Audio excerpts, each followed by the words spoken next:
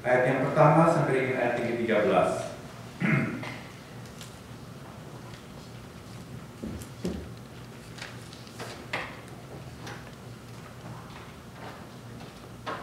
Saya akan membacakan untuk kita sekalian 1 Raja-Raja pasal yang ke-11 ayat yang pertama sampai dengan ayat yang ke-13. Adapun Raja Salomo mencintai banyak perempuan asing.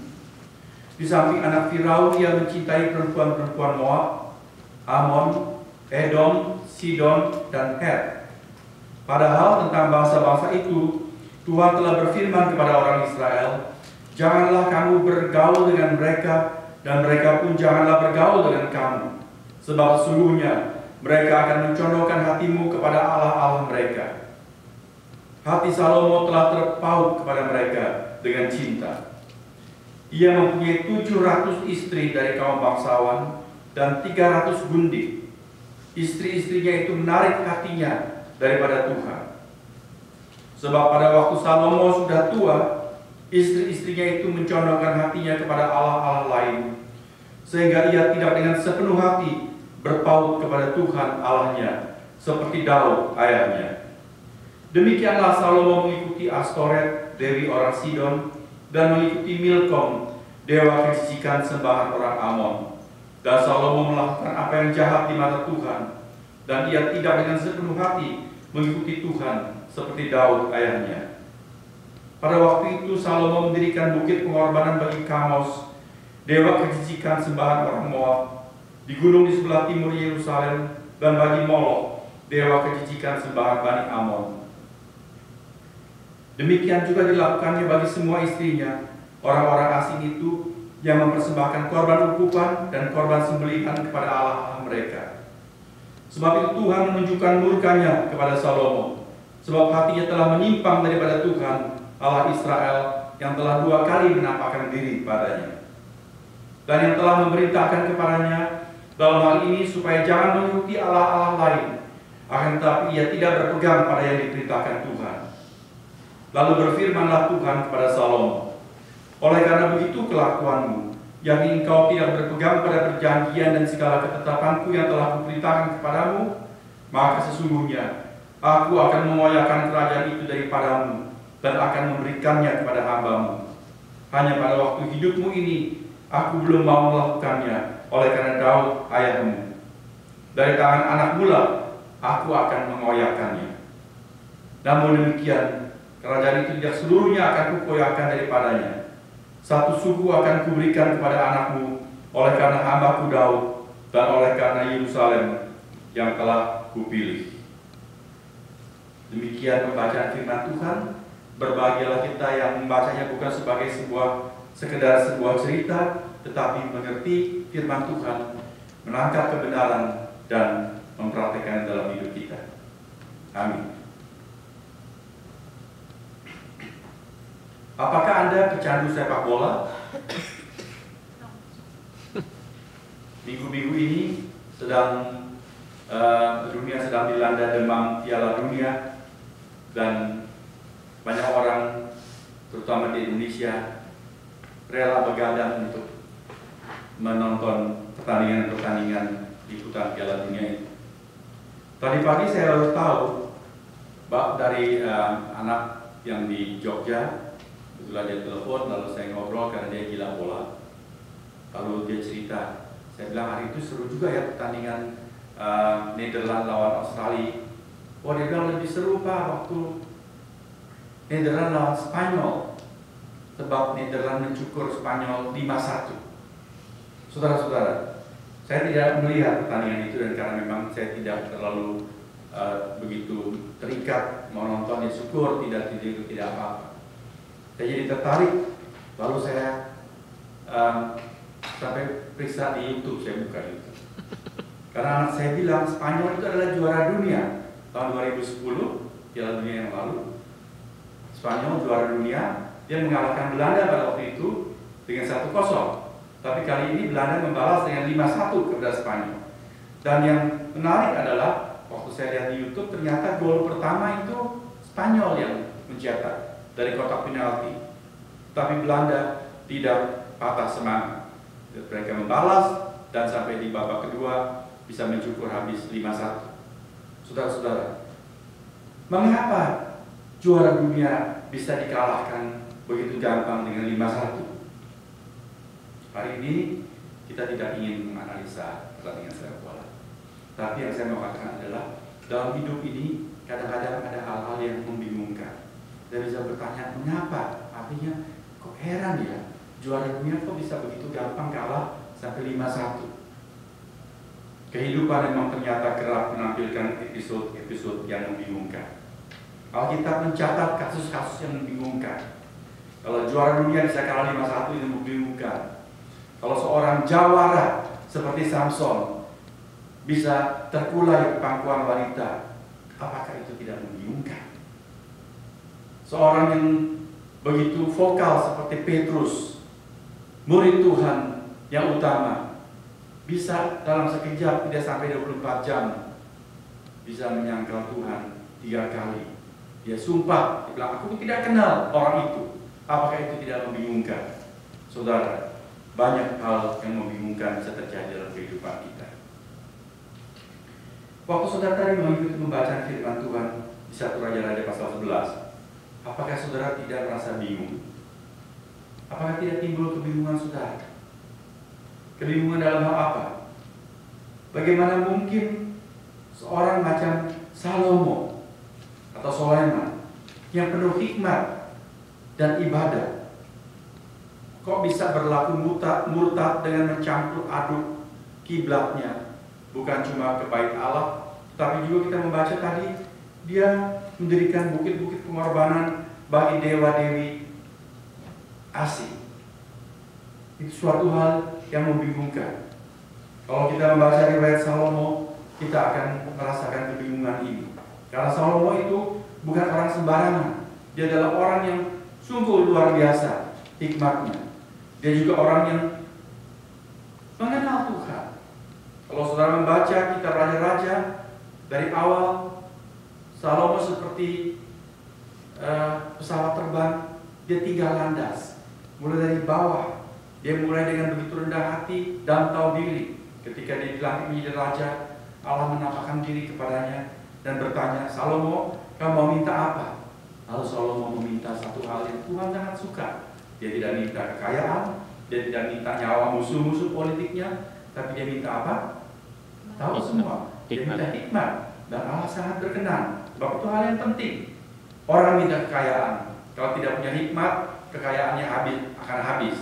Tapi orang kalau minta hikmat, dia tidak memiliki kekayaan. Dengan hikmat, dia bisa memperoleh kekayaan dan hal-hal yang lain. Salomo meminta hal yang tepat.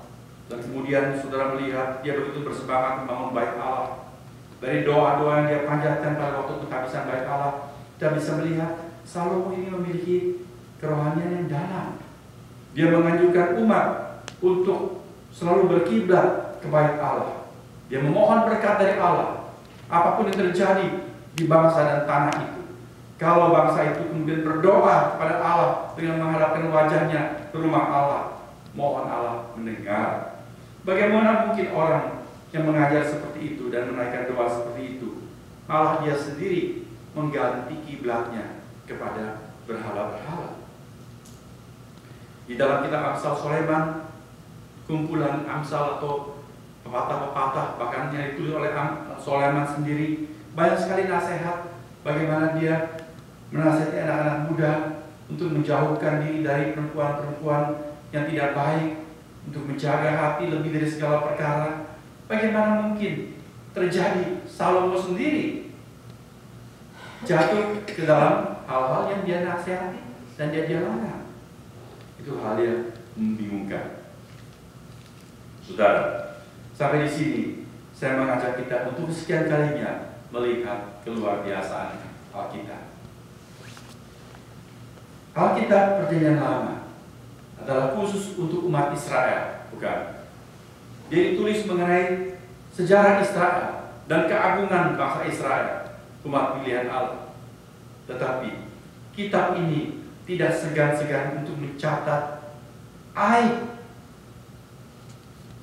coreng hitam dari tokoh-tokoh utama mereka. Kalau buku ini hanya buku manusia, saudara boleh cari di mana ada sejarah, buku sejarah yang mencatat noda-noda hitam dari pemimpin bangsa mereka. Pemimpin bangsa dicatat semuanya dengan mulus, dengan bagus, bahkan tanpa bermaksud melecehkan kepercayaan atau agama lain. Namun saudara boleh memeriksa secara objektif. Kitab-kitab suci yang lain selalu mencatat tokoh-tokoh agama dengan perfect, tidak ada aibnya, tidak ada celah. Tapi Alkitab mencatat tokoh-tokohnya, termasuk segala cacat celah mereka. Saudara boleh lihat, Abraham, bapa bangsa Israel, bukannya tidak ada kelemahan dan kegagalan.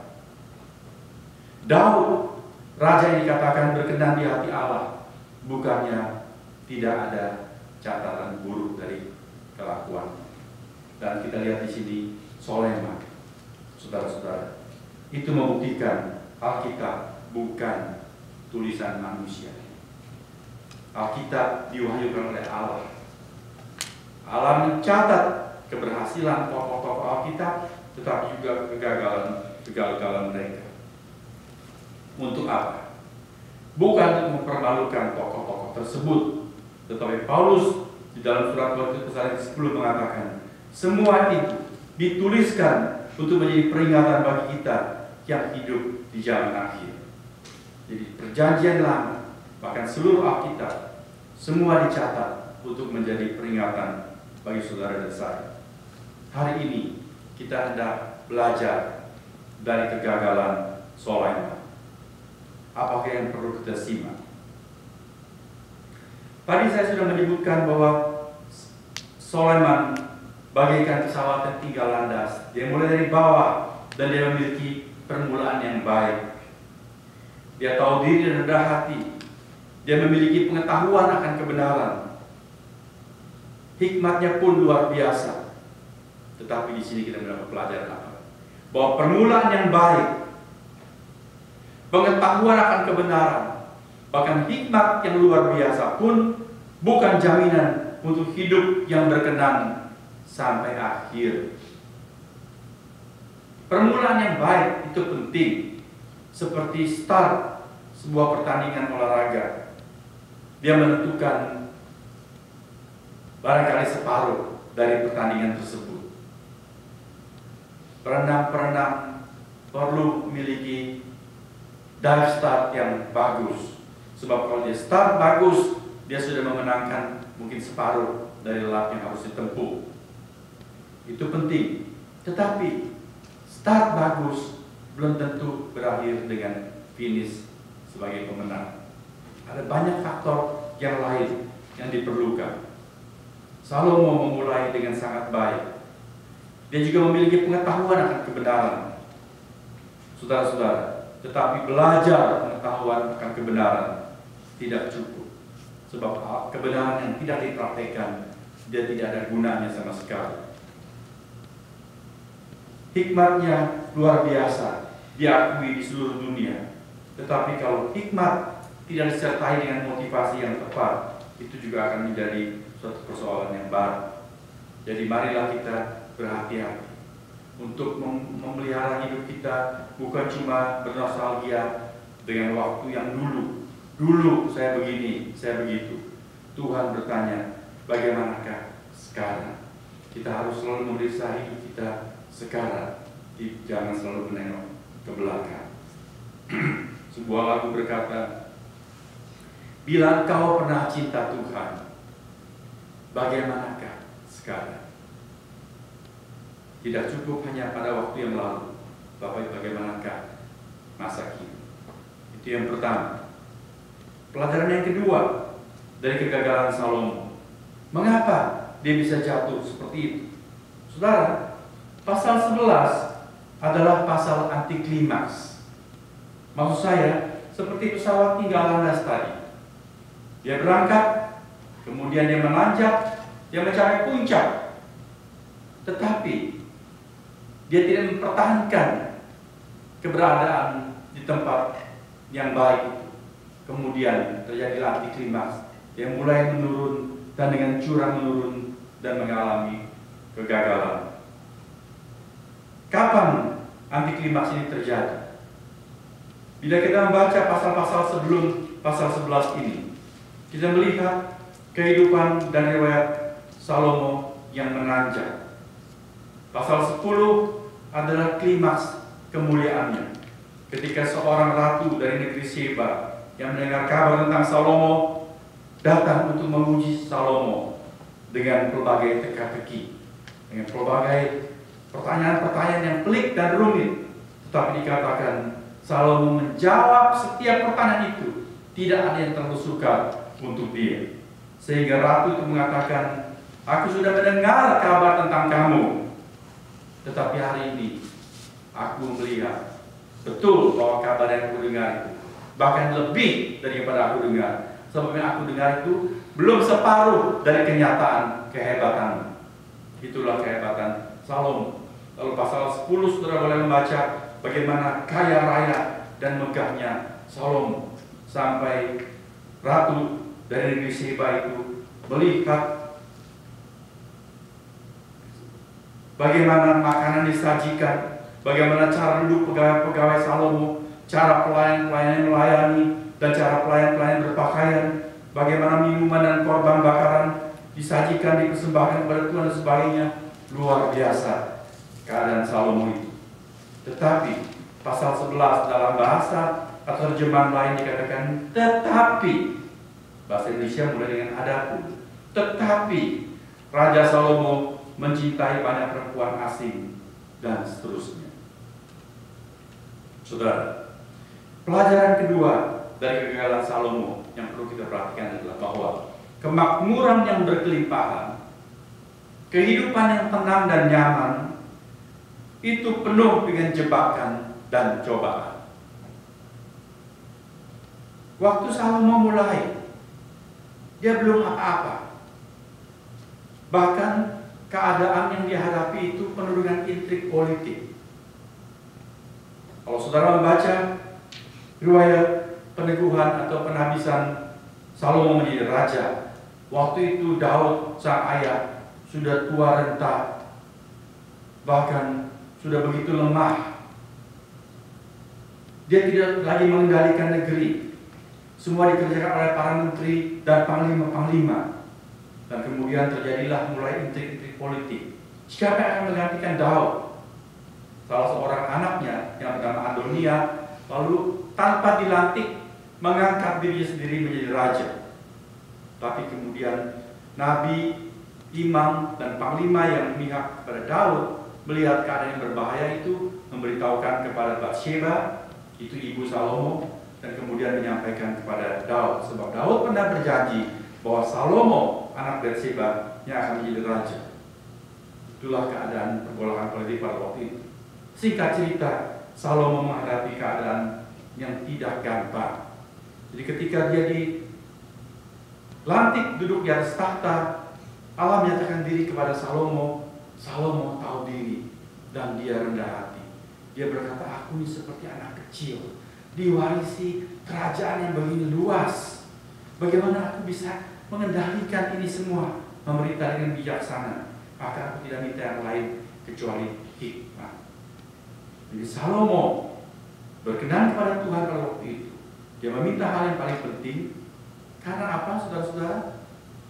Selain dia rendah hati dan tahu diri, kalau kita mengkaji, karena memang hidupnya itu masih belum apa-apanya. Dia belum berada di puncak kejayaannya. Tapi setelah itu, seperti seorang pemula, dia menanjak, sukses, berhasil, makmur, terkenal, dibanggakan semua pihak. Keadaan seperti itu membuat manusia pada umumnya menjadi lengah dan lalai. Karena semua kebutuhan dasar sudah terpenuhi, bahkan serba ada dan serba gampang. Ditambah lagi dia memiliki kuasa di dalam tangannya. Apa saja yang dia mau harus dilaksanakan. Dia tinggal menuding jari, tinggal memerintah, tinggal meminta, tinggal mengatakan. semua itu seperti hukum yang diucapkan, semua tersedia dan terlaksana. Dalam keadaan seperti itu, apakah Tuhan masih dibutuhkan? Saudara, manusia memiliki suatu kodrat cenderung lebih ingat Tuhan pada waktu keadaan susah. Kalau ekonomi seret, baru ingat Tuhan sumber berkah.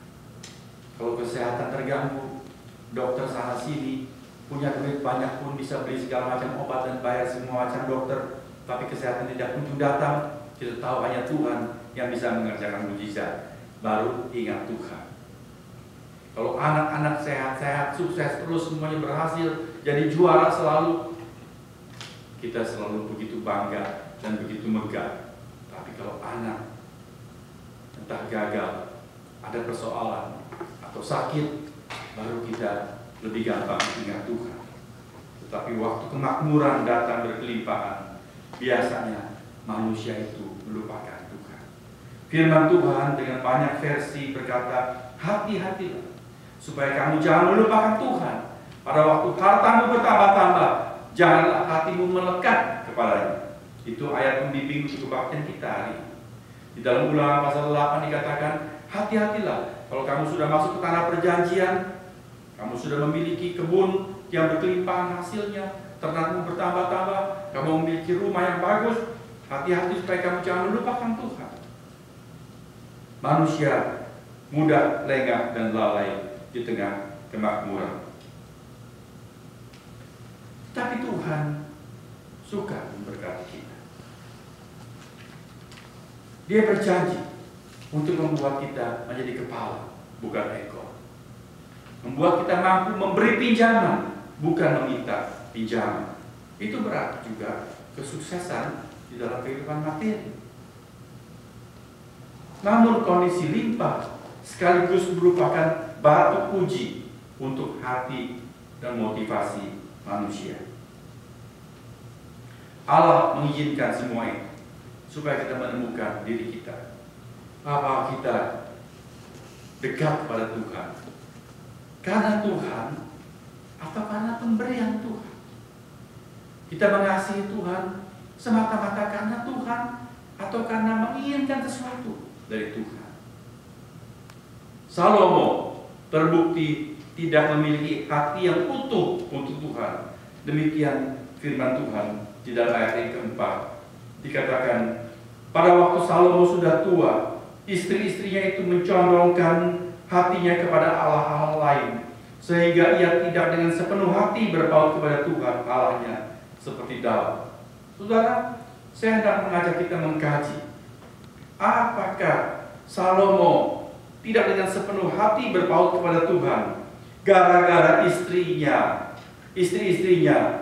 mengajak, menghanyutkan dia, mencondongkan hatinya kepada Allah lain, atau karena pada dasarnya hati Salomo tidak utuh, tidak bulat, tidak penuh kepada Tuhan, maka ketika ada hal-hal yang lain ini, dia mudah dibiaskan, dicondongkan, disesatkan hati. Bagaimana menurut saudara? Jika seorang hatinya itu bulat utuh pada Tuhan, apapun yang menggoda dia di luar, bagaimanapun situasi kondisinya, dia tidak mungkin goyah. Kita lihat saja Tuhan Yesus, junjungan kita. Satu-satunya tokoh yang tidak dicatat cacat celahnya dalam Alkitab adalah Yesus Kristus, karena dia adalah Tuhan yang menjadi manusia. Dia sempurna adanya. Saudara lihat, bahkan ketika dia itu sudah begitu lemah kondisinya karena berpuasa 40 hari 40 malam, iblis datang menggoda dia dengan berbagai hal, tetapi dia tidak goyah. Karena apa? Karena hatinya bulat utuh untuk Sang Bapa. Waktu iblis menawarkan dia segala kemuliaan dunia ini, hanya kalau dia menyembah iblis, Tuhan Yesus berkata apa? Banyaklah kamu iblis, karena sudah tersurat, hendaklah engkau hanya menyembah kepada Tuhan Allah. Saudara lihat, hatinya bulat utuh. Salomo mulanya baik karena ia membutuhkan sesuatu dari Tuhan. Tetapi ketika semuanya sudah punya, semua sudah berlimpah-limpah, Tuhan itu kadang-kadang hanya pelengkap penderita saja. Bahasa Indonesia itu ada pelengkap penderita, ya, dilengkapi untuk menderita. Kalau ada penderitaan, baru dia diingat pelengkap penderita. Tuhan seringkali kita lupakan di tengah kemakmuran. Itu menunjukkan motivasi. Mengapakah kita mendekat kepada Tuhan?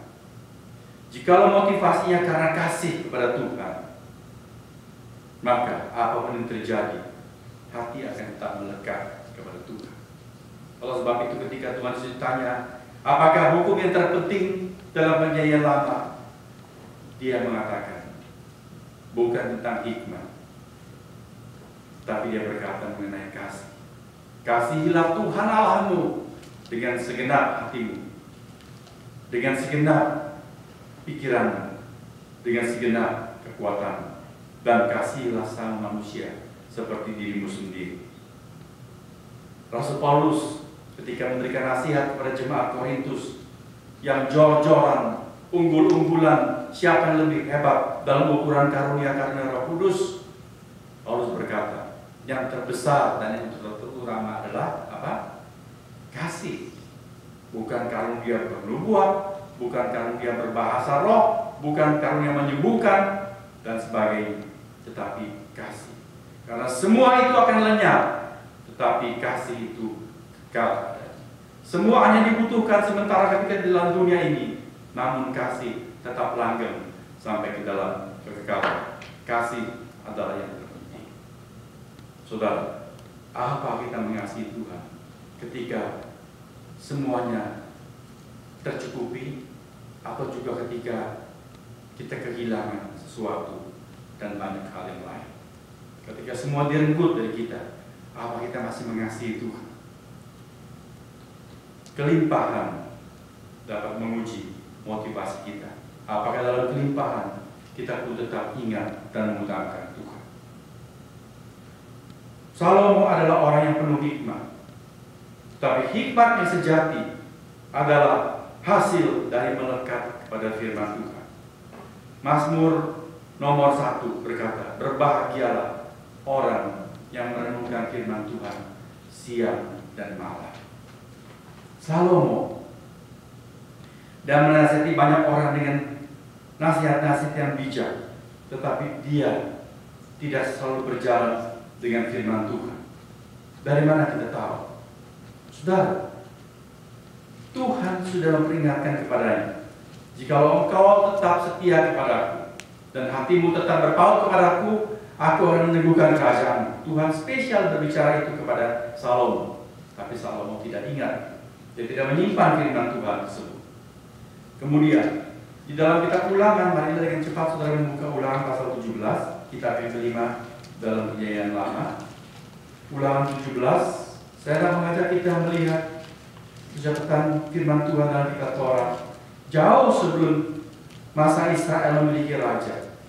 Ulangan 17 ayat 14 sampai dengan yang ke-20. Allah sudah memberitahukan hal-hal ini terlebih dahulu. Jikalau saudara sudah mendapatkannya, marilah mengikuti saya membacakan untuk kita sekalian. Bila saudara belum menemukan, tolong saudara menyimak yang hendak saya bacakan berikut ini. Ulangan 17 ayat 14 sampai dengan 20. Apabila engkau telah masuk ke negeri yang diberikan kepadamu oleh Tuhan Allahmu dan telah mendudukinya dan diam di sana, kemudian engkau berkata, aku mau mengangkat raja atasku seperti segala bangsa yang di sekelilingku, maka hanyalah raja yang dipilih Tuhan Allahmu yang harus kau angkat atasmu. Dari tengah-tengah saudara-saudaramu haruslah engkau mengangkat seorang raja atasmu. Seorang asing yang bukan saudaramu tidaklah boleh kau angkat atasmu. Ayat 16 sampai dengan ayat yang ke-18 atau sampai dengan ayat ke-20. Saya ajak kita semua membuka suara bersama-sama membaca. Ulangan 17 ayat 16 sampai dengan yang ke-20. 2, 3. Hanya janganlah ia memelihara banyak kuda, dan janganlah ia mengembalikan bangsa itu ke Mesir untuk mendapat banyak kuda, sebab Tuhan telah berfirman kepadamu, janganlah sekali-sekali kamu kembali melalui jalan ini lagi. Juga janganlah ia mempunyai banyak istri, supaya hatinya jangan menyimpang. Emas dan perak pun janganlah ia kumpulkan terlalu banyak. Apabila ia duduk di atas tahta kerajaan, maka haruslah ia menyuruh-menulis baginya salinan hukum ini menurut kitab yang ada pada imam orang Lewi. Itulah yang harus ada di sampingnya, dan haruslah ia membacanya seumur hidupnya untuk belajar takut akan Tuhan Allahnya, dengan berpegang pada segala isi hukum dan ketetapan ini untuk dilakukannya, supaya jangan ia tinggi hati terhadap saudara-saudaranya, supaya jangan ia menyimpang dari perintah itu ke kanan atau ke kiri, agar lama ia memerintah, ia dan anak-anaknya di tengah-tengah orang Israel. Saudara, ayat ini diperintahkan Allah kepada Musa untuk dituliskan bahkan sebelum Israel masuk ke tanah perjanjian. Tapi Allah yang Maha Tahu sudah melihat jauh ke depan, bahwa suatu ketika mereka akan meminta raja.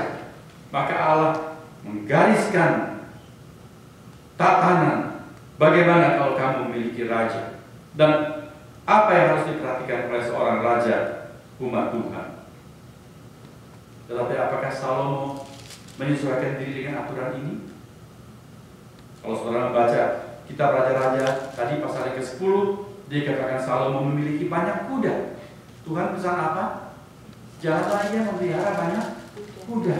Untuk apa Salomo memelihara banyak kuda?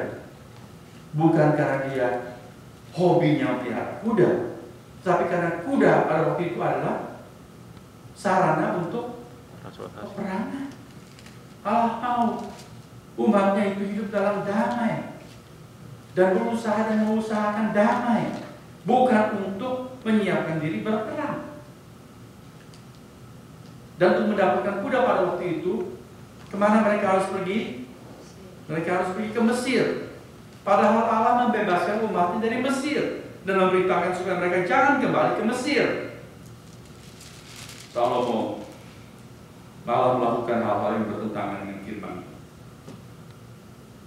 Dia mengambil istri pertama dari mana? Putri Firaun dari Mesir. Meskipun ada legenda yang mengatakan atau percaya bahwa istri Firaun itu menjadi proselit, artinya kalau seperti orang Islam mengatakan dia menjadi mualaf, dia menjadi seorang penganut agama Yahudi. Tetapi bagaimanapun Salomo mempunyai pertalian dengan Mesir yang Allah tidak berkenan, Allah tidak suka. Ayat 17 mengatakan janganlah yang mempunyai banyak istri. Tapi Salomo mengambil istri berapa banyak? 700 plus 300 1000. Bagaimana bisa hidup dengan 1000 istri?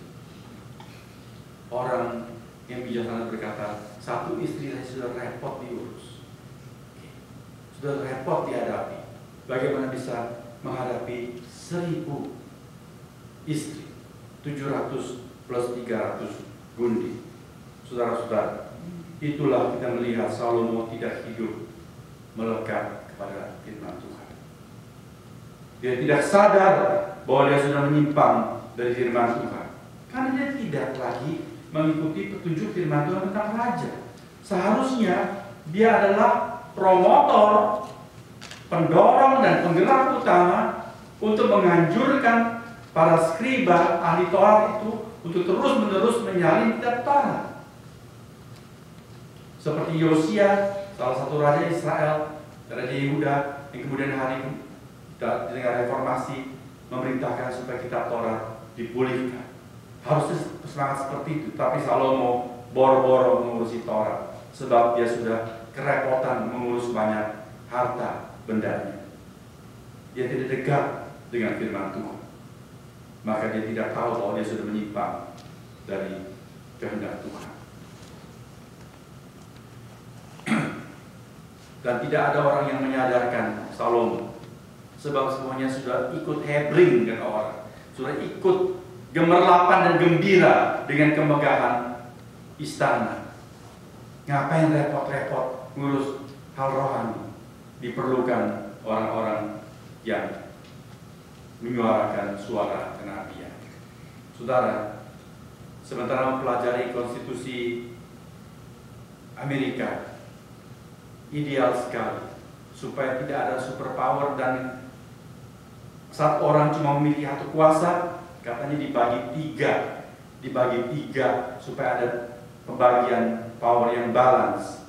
Tapi saya berpikir hal yang ideal itu, kalau tiga bagian itu semuanya malah kompromi, cocok semuanya setuju dengan satu hal yang salah, apakah pengendalian kuasa itu bisa terlaksana?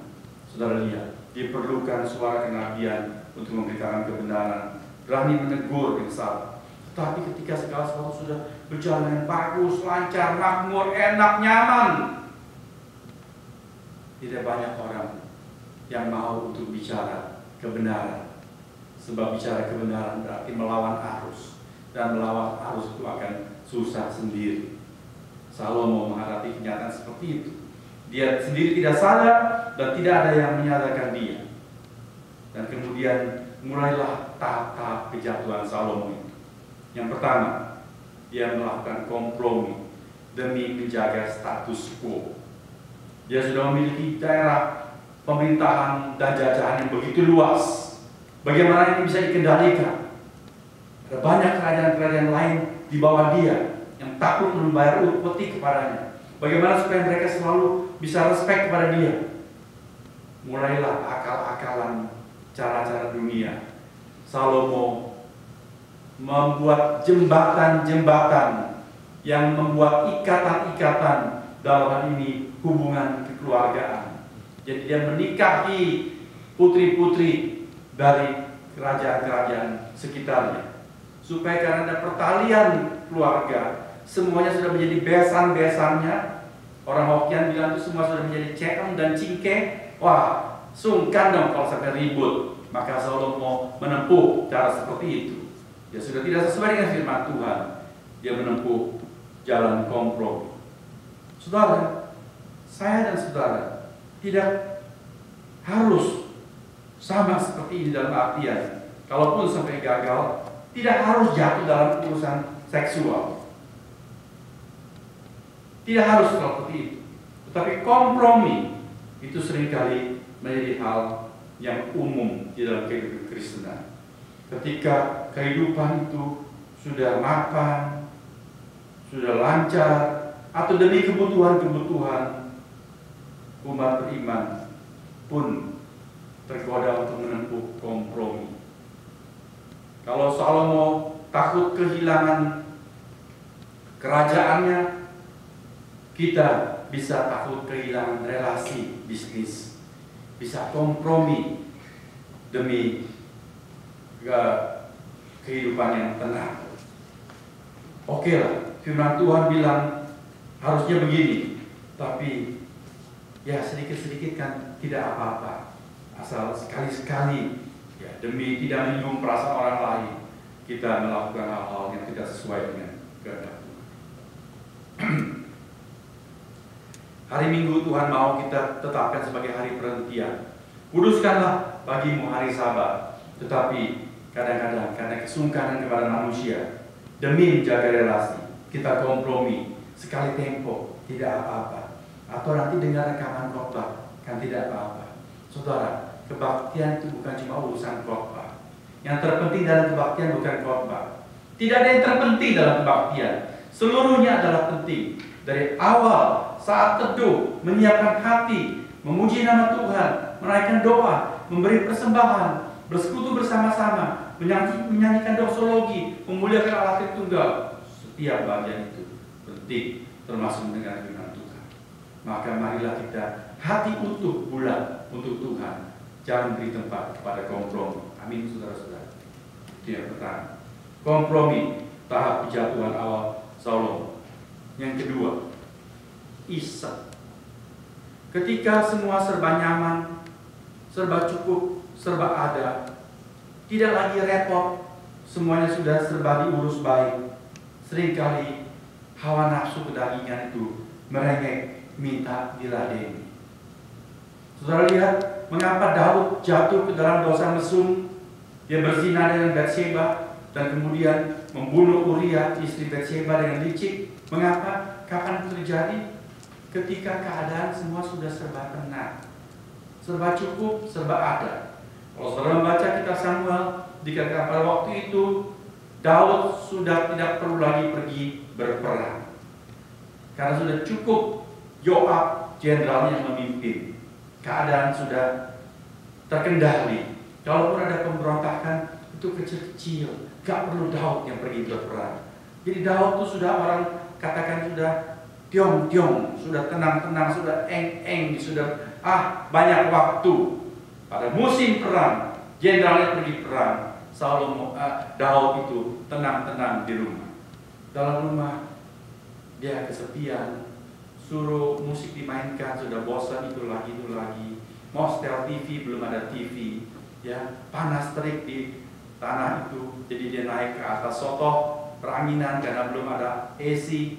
Lalu di atas sotoh rumah itu iseng, matanya jelalatan, lalu melihat seorang perempuan yang sedang mandi. Disitulah dia jatuh. Lalu karena dia seorang raja, dia penuh kuasa, apa saja boleh. Dia sudah punya banyak istri sebetulnya, tapi dia lihat seorang perempuan cantik. Bagaimana sih rasanya? Dia mau coba dengan seorang istri tetangga, dan dia memerintahkan orang memanggil Batseba.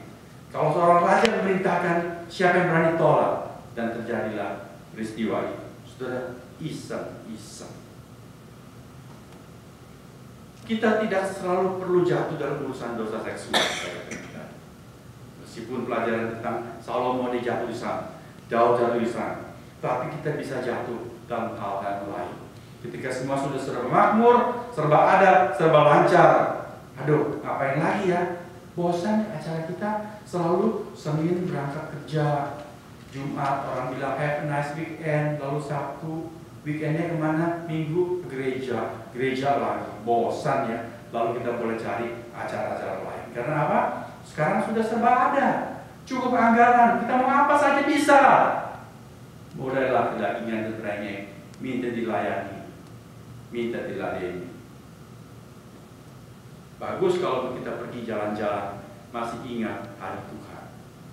Tapi saya ragu, banyak orang Kristen pada waktu berpergian hari Minggu ikut travel, wah semuanya sudah di-book penuh. Hari Minggu juga rugi kalau nggak pergi ke gereja pun. Nanti saya pulang dari cuti tidak pergi ke gereja, bukan?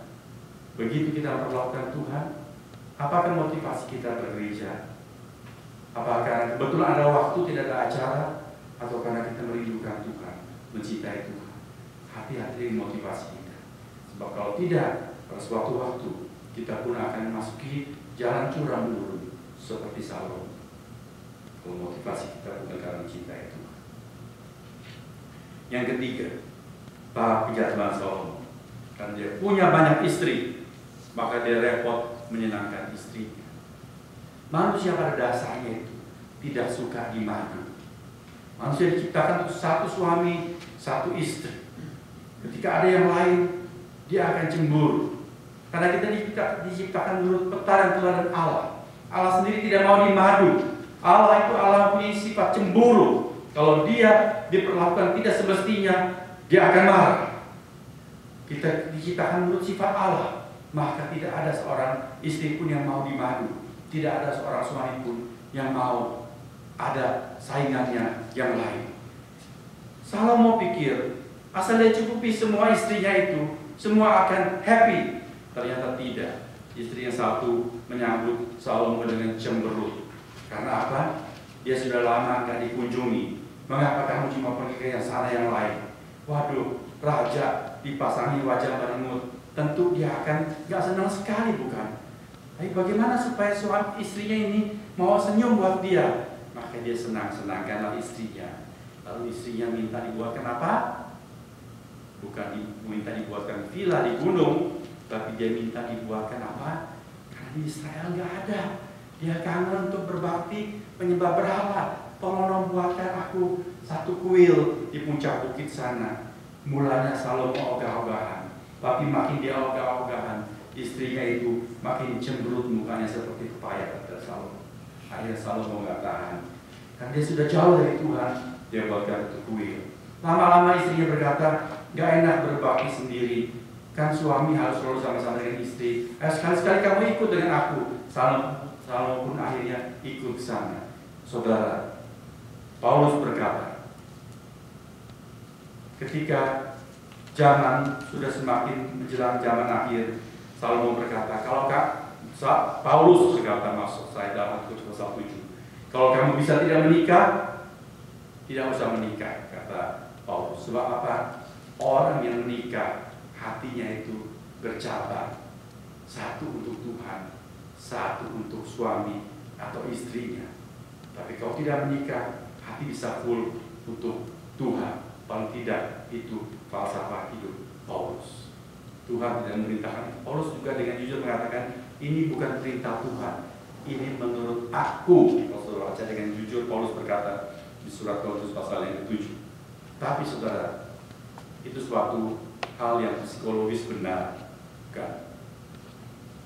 Kalau istri atau suami tidak kompak, tidak sama-sama hati sukacita untuk Tuhan, pasti yang salah satu itu akan terganggu. Apalagi kalau punya banyak istri yang tidak sehati, pastilah terjadi seperti yang Salomo alami. Demikianlah tahap-tahap kejatuhan Salomo, yang meluncur turun dari atas, jatuh ke lembah kegagalan. Kiranya pelajaran hari ini dengan pencerahan Roh Kudus menjadi sesuatu yang praktis untuk kehidupan saudara dan saya. Waktu kita menjalani, marilah hati kita bulat untuk Tuhan. Kita berani hidup untuk Tuhan, dekat dengan firman Tuhan, tidak kompromi, dan selalu memberi tempat buat Tuhan. Kita punya kepekaan rohani, tidak memberikan tempat untuk kedagingan kita, untuk iseng-iseng dan melakukan hal-hal yang menggeser Tuhan. Tuhan berkati kita sekali.